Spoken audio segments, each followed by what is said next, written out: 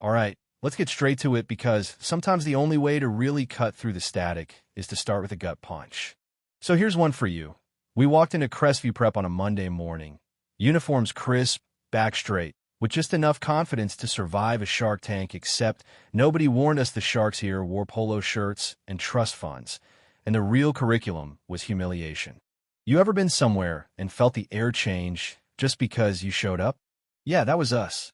My name's Tarek, my twin sister's Tomia, and this is the story of how we walked into a boarding school built on old money and walked out with something those kids could never buy respect. The thing is, we always knew how to spot trouble. Our mom, Monica Carter, ex-staff sergeant and full-time dojo boss, taught us how to read a room before we could even spell etiquette. Keep your eyes up, hands steady, and remember control beats chaos. She'd say it over scrambled eggs in the car, at the dojo, as if there was ever a chance we'd forget. And let me tell you, there's nothing like growing up with a black belt for a mother to keep you humble and just a little bit dangerous. But even she didn't prep us for the brand of cold we ran into at Crestview. From a moment we set foot in that courtyard sun catching on limestone archways, every hedge manicured like it belonged on the cover of some magazine, knew we were not just new, we were other. Side-eye whisper, fake smile repeat. Most kids wondered, who are they?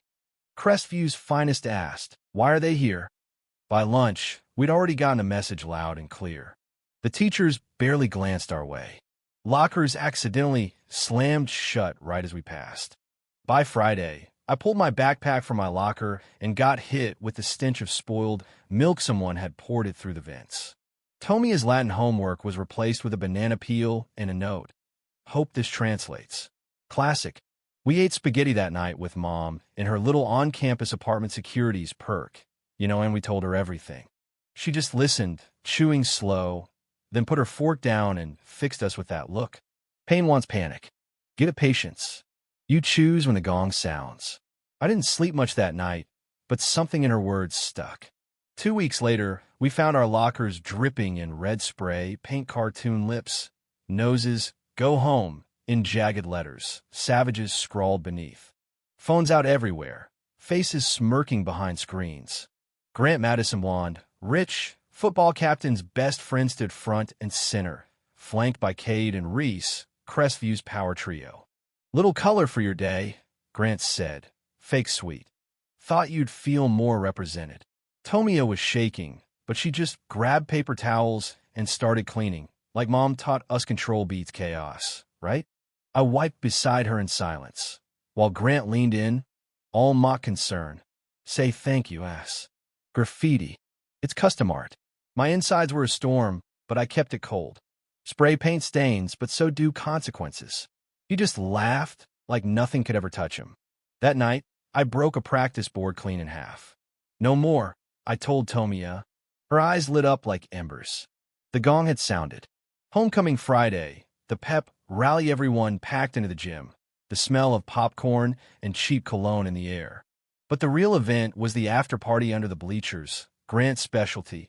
No teachers, no rules. Word spread fast, Madison's gonna make him kneel. You know what I mean? They wanted a show. We showed up at dusk. Grant, Cade, Reese, and a couple of their shadows blocked the path back to campus. Here's the rule, Grant said. Touch the ground, kiss my shoe, and maybe we let you crawl home. Tomia and I exchanged a look, permission granted. Cade lunged first, big, dumb, and all muscle. Tomia used his weight against him, just like Mom taught us, and flipped him straight onto his back. Gasps all around. Reese swung wild at my bad idea. I slipped under, chopped his arm, and sent him skidding. Grant blinked, reality flickering behind his eyes. He barely got a word out before I caught him in the ribs with a sidekick staggered, fear finally cracking his grin. Phones out everywhere now, kids whispering they know karate or something. Tomia grabbed one of the extras and pinned him with an armbar before he could run. Grant tried a last charge head down, fists flailing like he'd seen in movies. Tomia met him square, caught him with a crescent kick and a spinning back fist. He dropped, disbelief all over his face. Silence fell, no one quite sure what they'd just witnessed. 5 down, twins untouched. By sunrise, we were trending. Videos everywhere, some kids cheering, some raging, some in denial. The school called an emergency meeting before first period. Headmaster Langley called us in, along with Grant's parents' tech CEO dad and socialite mom, both reeking of money and outrage. Expel them, they demanded. Langley looked ready to fold until Dean McAllister walked in with a phone. Sir, you need to see the video. Suddenly the narrative changed. Bullies swung first. We defended. The board said they'd investigate, but Grant's dad just threatened lawsuits. We were suspended for safety. Some kids nodded at us in the hall, respect in their eyes. Others looked away, guilty. 3 nights later, headlights swept our apartment. Grant's parents and Cade's dad, the county commissioner. Words escalated. You ruined our boys' futures. And then he's seriously missed her. Madison tried to throw a punch at our mom. Bad move. She put him on the ground so fast the cops arrived to find her kneeling, calm as ever, and the parents face down on the stoop. We caught everything on video. Charges for assault, trespass, hate crimes. Now that's justice. Detectives pulled security footage, weeks of slurs, pranks, teachers turning away. Civil rights lawyers reached out pro bono. Langley had to act. Grant, Cade, Reese expelled. Teachers who'd ignored the harassment suspended.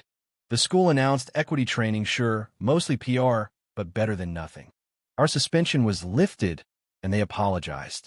Grant's dad whined about reverse discrimination, but the DA just smiled and set a hate crime court date. Spring rolled in, the air a little lighter. Hallways were quieter, no more whispers or pranks. Freshmen stopped us to ask about the dojo.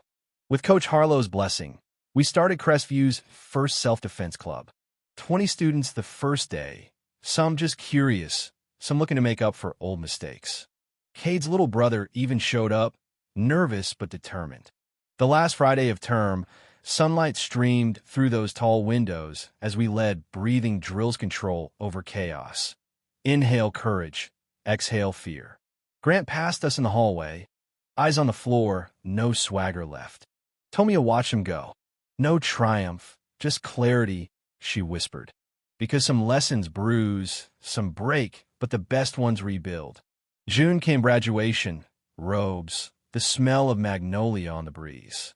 Mom sat front row, dress blue shining, pride all over her face. When we crossed the stage, even the faculty cheered. Dr. Langley handed us diplomas. Voice low, you didn't just earn this.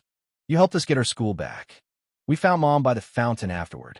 She hugged us, then held us at arm's length, measuring us against the sky.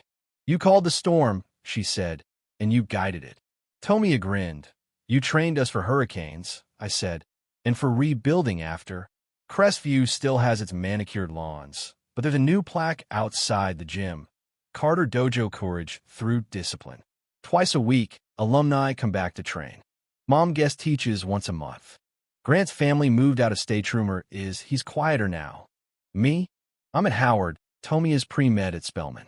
But every break, we come back, bow onto those mats, and show the new kids that silence is a bully's favorite weapon. And that control wielded, right, can shatter hate better than any punch. So, if this story got you fired up, share it with someone who needs to hear it. And tell me, what would you have done in our shoes? Is justice just payback or something bigger? Drop your thoughts below. And hey, if you're rolling with the Carter twins, let us know what city you're in. Tomorrow's story? Even wilder.